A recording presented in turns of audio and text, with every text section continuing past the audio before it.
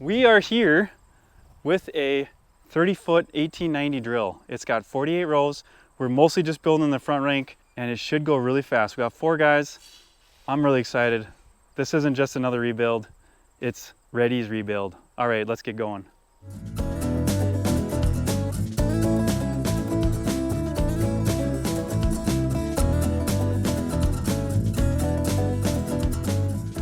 So here we have the 195 bushel cart, and it's not in too bad a shape. We've got the rear tank that was used for seed. This thing looks great actually. I'm sure it functions pretty good. The half-width disconnects probably stick and seize a little, but I'm sure it's still functional and not causing them problems. Now this front tank was used for fertilizer. Still got some decent green paint on it, but sorry to say, we've got some corrosion. This duct tape is evidence of them trying to patch it. We've got some corrosion here on the end caps and the lower kit. Wow, look at that. It's just crumbling. Isaac's dropping this. Ooh, look inside there, that's yummy. Isaac, what do you think? How good is this gonna go? We'll see in about 5 minutes here. Usually the hardest part's getting it all down, so. Right. He's gonna drop the bolts here at the top plate and disconnect the latter 2 bolts and drop this whole thing down, and we'll see if we need to do some chopping, cutting, squishing, stuff like that. All right, let's go. Let's do this. So as we have Isaac here starting to already assemble one of the tanks, look how fast he's going. Man, it seems like you've only been at it for an hour. We've got Chadron in the middle there. He's going to town on the front rank. We got Drake as well helping him. Hi. Hello. He's down there too. But I'm gonna show you guys, we've got one bad row unit in the back. This is right next to the pivot of the fold or the wing. When this wing goes down, it can catch the ground and tweak it. You wanna watch that. You can tell that this closing wheel arm is way bad. Look at this gap. This gap compared to like a 1 or 2 finger gap here. So we're gonna change out this entire row for him. We had some used ones back at the shop. This rear rank isn't in too bad a shape. You know, the pivots are still free. They're not sloppy. This one's not sloppy. This has probably got 30-some thousand acres on it, and it's been gone through once. And so it's in pretty decent shape. The front rank needs a lot more help. All the depth adjusters are stuck. It's like that is seized. You're not moving that. Nice thing is this arm is not bad. It doesn't seem like it's slopped out where the shaft is. And the closing wheel arms are sloppy. Look at that. So we're gonna change that. And we're gonna change these springs, I think, while we're at it. Seed boots need to be changed all the way through, all 48 rows. We're making pretty good progress though. What I thought was gonna be maybe a 2.5 to 3 day job, I think we're gonna get done pretty quick. But I said that on the Iowa job and that took a lot longer than I thought. All right, back at it. Are you gonna go baking? Yes.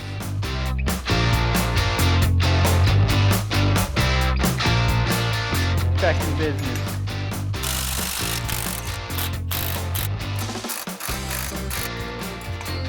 Got her.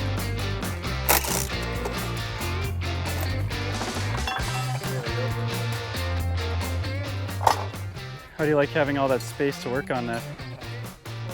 If only we could have that on every row. Well guys, I think this is bent. But here's why I want to change the boots. You can see how that boot used to go like this. That material is worn away, so that's not good. And tabs, these tabs are junk. I'm surprised they don't break in half. Oh, they do break in half. All right, midday update here on the front rake. Most of the stuff is off the rows. I'm taking off these cover plates and handles and arms. I got a pretty good process down. I'll show you some tips and tricks on that to hopefully help you guys do it better yourself. All right, so what really works great is this is an M12, a ratchet style impact. We really like this thing for different unique jobs. And it's gonna work really good for getting these 2 bolts off the cover plate. And so I'll do that right now. So you gotta reach behind here and get this bolt or this nut I should say.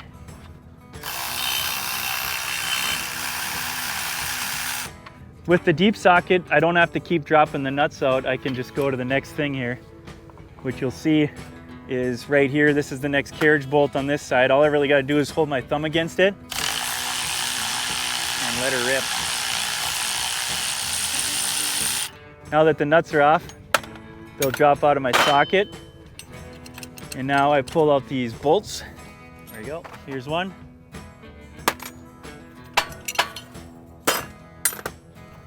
And now I pull this plate down a little bit just to expose this nut right here. And then I'm gonna also zip off this nut at the same time. We like to use the compact mid-torque. A lot of times I don't even have to hold the bolt because it's clamped in there. This one's a little tricky. You just gotta wedge it in there or get it. You could use a different impact too, I guess. But it works.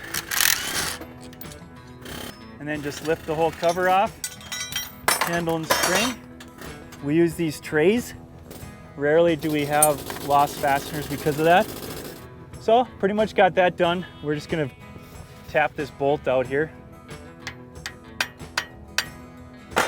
And then we could tap the arm off as well. And I'll do that off camera. Just a few more to go here, making good progress. So one thing I really enjoy about being on these jobs is I really get to see God's creation. I'm always stuck in an office, it feels like, too many times, and what's not to like about a really nice blue sky? Big fluffy clouds, big fireball in the sky. So anyway, we have a lot to be thankful for. Find things to be thankful for. It's great temperature. You know what? We have life, we have breath. Thank the Lord for the ability He gives us to do stuff. Maybe it's playing or working or whatever. Let's keep at it here.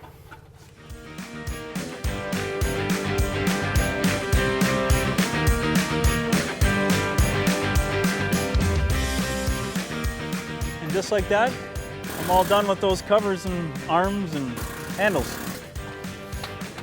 On to the next thing. Oh yeah, I think the guys will notice if I just lay around out here. Maybe I'll just slowly crawl away. No one will notice. See you guys! There's a nice little hill there. All right, back to work. Well, we've got the depth adjuster arms torched off and we're just gonna throw a few things in the trailer here. And we're gonna see you guys tomorrow. Have a good night, all right?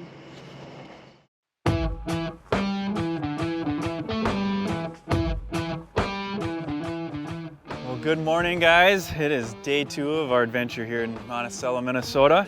Got a good early start. And we're working on hubs right now. So we've got the table cleared. We're gonna be putting these hubs on the table, getting the seals and wear rings off, and I'll keep you posted on that. But otherwise, the rows are pretty well stripped bare, and we're gonna be at it for a while here. So stay tuned, let's get after it. All right, so Chadron right here is actually working on the rear rank where we only need to do the seat boots, boot springs, and seat tabs. And I'll show you a quick example of that. We put new Neatomag seat boots because this one already had bushings and they'd drilled out the boots previously, like so. These were John Deere boots that they drilled bigger holes in. Well, the boots are worn, so I'll show you the difference here in the boots. This is a brand new Neatomag boot with the Bonilla seat tab that Neatomag offers. Look at how worn this piece here is, how it's opened up, and how much thicker the newer one is. Way better seat tab here, and yeah, it's just time. The boot's worn. We're gonna get it all fixed up for them and replaced. This new boot comes with the holes bigger already in it, so we don't have to drill out the holes. We don't want to do that. That's a pain in the butt. So he's being Mr. Tedious here and working on that. Just check out Check out how tight this space is. He's got to come up from the bottom here with the boot spring in place while he slides it up, slide in this bolt with the bushings, and do it all efficiently, effectively before getting it all tightened up. So it looks like getting this wheel up is key to keep it out of the way so it doesn't push down on your boot, which it's doing here.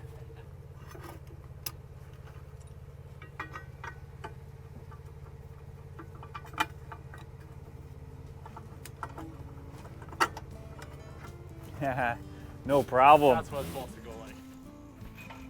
So here's the bolts that came out of it. They're actually a grade 9 bolt, and then a longer bushing for the one side, a shorter bushing for the other, and of course a grade 9 equivalent nut. We're gonna put Loctite back on them because these things will loosen up if you don't and you gotta torque them properly. So we made the decision with the farmer to not replace the bearings. We feel like the bearings have a lot of life left in it.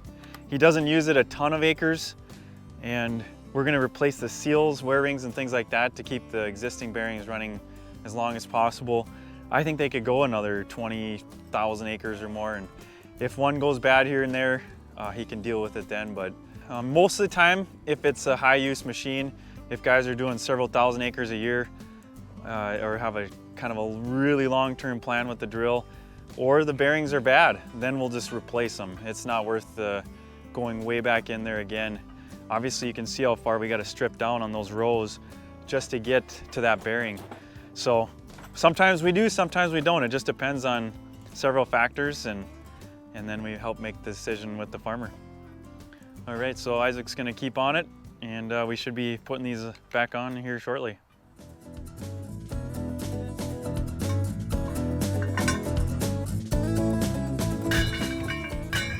I am thankful for a great group of guys who don't spill their parts and tell me when I screw up, like assembling this entire row unit after this one was already bent and we were trying to replace this bent row. Took it all apart, put all the good parts on this one that we brought from Fargo, mounted it, and then realized B stands for bent. So I brought this all the way from Fargo and put a bent row on to replace a bent row. Some things come hard some days, but I'm still thankful for a great day, a great group of guys, and we're getting it done. So anyway, we're gonna haul that back to Fargo, and I'm just gonna probably have someone else do it. Strip it down, put it down on a row that's not bent, and then we'll bring it back and we'll hang it before he needs a seed. But we're doing pretty good. We're gonna put the closing wheel and press wheel arms next, so stay tuned for the final update, and when all the arms are on, we'll show you what it looks like. All right, beautiful day. We're making good progress.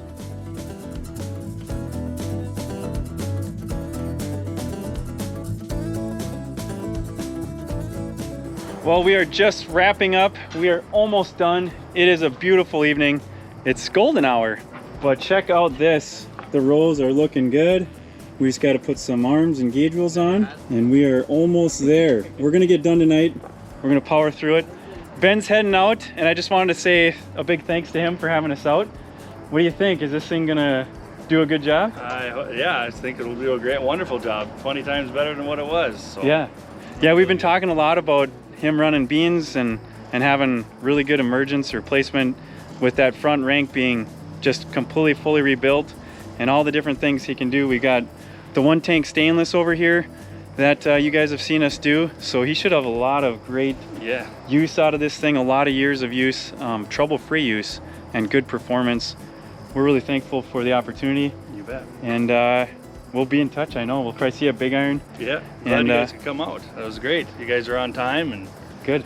Great attitude, great crew, and yeah, you guys are the real deal. So cool. So you'd recommend to your neighbor and your friend and absolutely. All your other neighbors on the internet, right? Absolutely, absolutely.